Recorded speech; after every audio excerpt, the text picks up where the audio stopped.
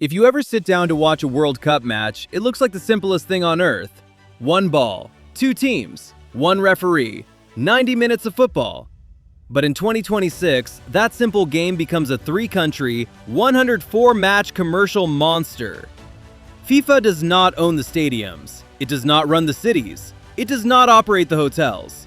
Yet it sits at the center of the entire economic storm. And here's the trick. FIFA does not need to own the stadiums, the hotels, or the cities. It only needs to own the commercial layer around them. The story starts with scale. The old World Cup had 32 teams and 64 matches. That already felt enormous. But FIFA looked at that and basically said, why stop there? In 2026, the tournament jumps to 48 teams, 104 matches, 39 days, and 16 host cities across the United States, Mexico, and Canada. That is not a small upgrade.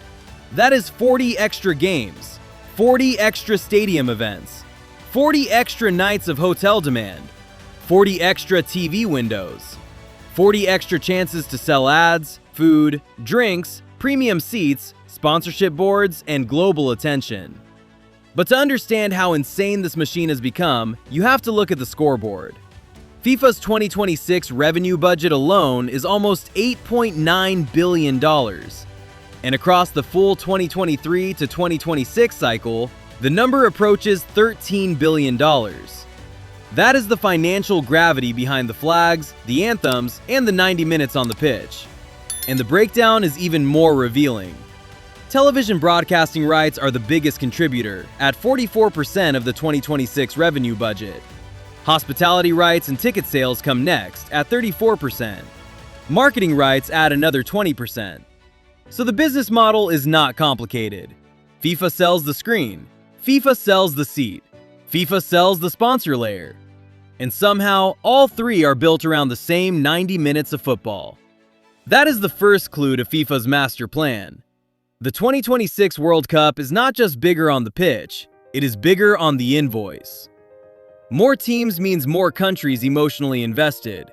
More countries means more fans watching.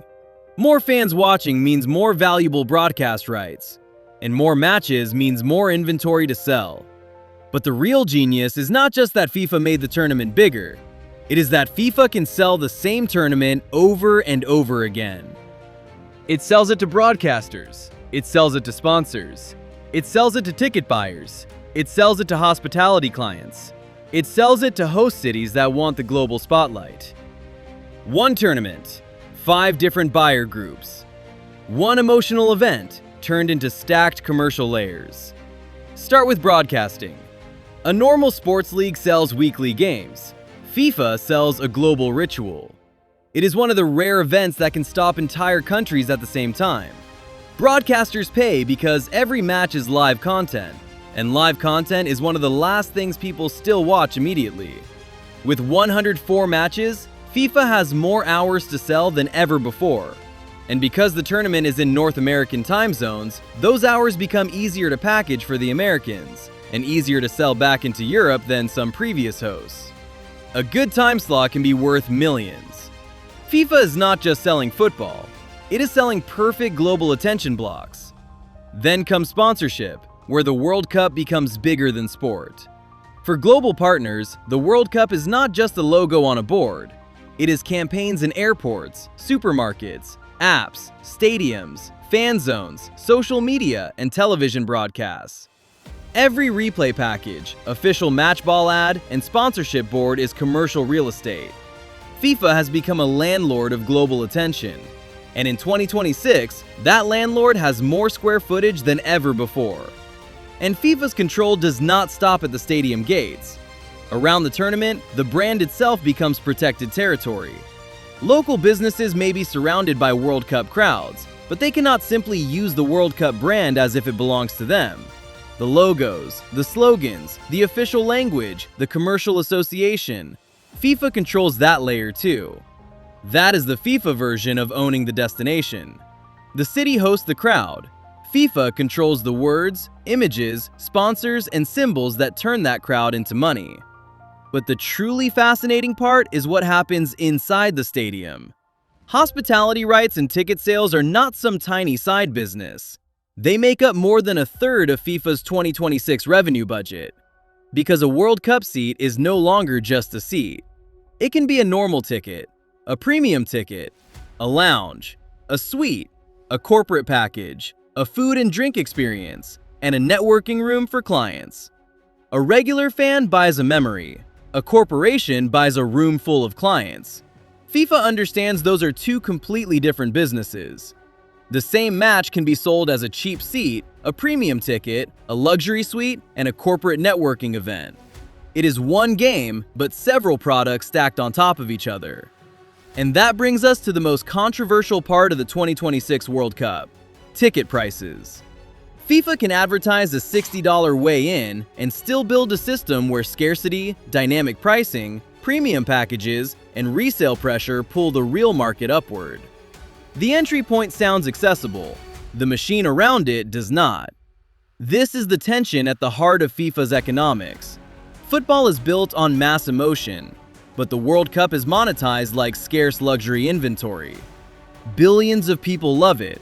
Only a tiny fraction can be inside the stadium. That scarcity is where the money lives. Demand is still gigantic, but the optics are dangerous.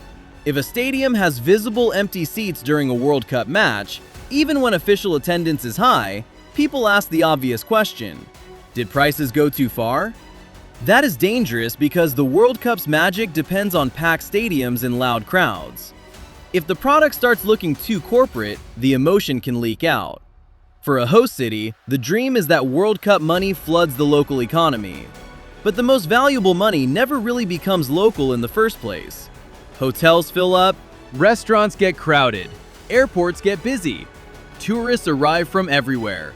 But cities also pay for security, transport, fan zones, staffing, road closures, and stadium operations. The city gets tourists, FIFA gets the rights. That is the uncomfortable split. Impact reports always sound massive. Billions in activity, thousands of jobs, global exposure.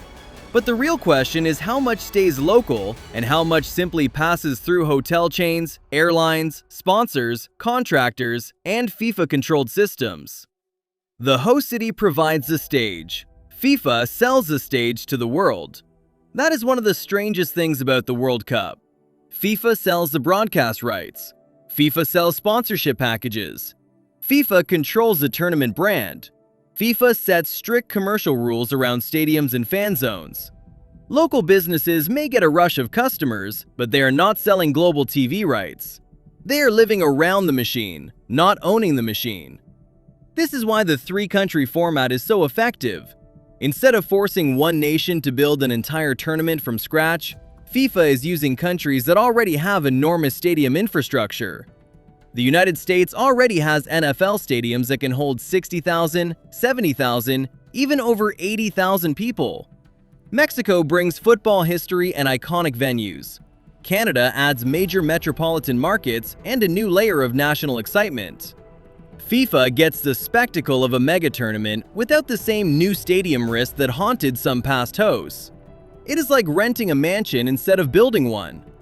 The final is scheduled for New York, New Jersey Stadium, in one of the most valuable media markets in the world. That is not an accident. A World Cup final is already priceless. Put it near New York, surround it with hospitality, media, celebrities, sponsors, and wealthy fans, and it becomes a global business summit with a trophy at the end. Then there are the payments that keep the ecosystem loyal.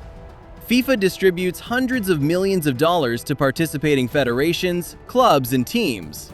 On the surface, that is a cost, but it is also protection. Prize money makes the tournament legitimate. Club payments help calm the clubs who release their players. Development funding lets FIFA say the money goes back into the game. The World Cup makes the money, and some of that money is redistributed to keep every part of global football connected to FIFA.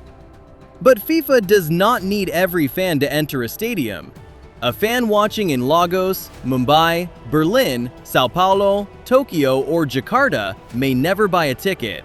But that fan still increases ratings, makes sponsorship more valuable, buys shirts, watches clips, follows teams, posts, argues, and cares. That is the genius of the World Cup. The emotional product is national pride. The commercial product is global attention.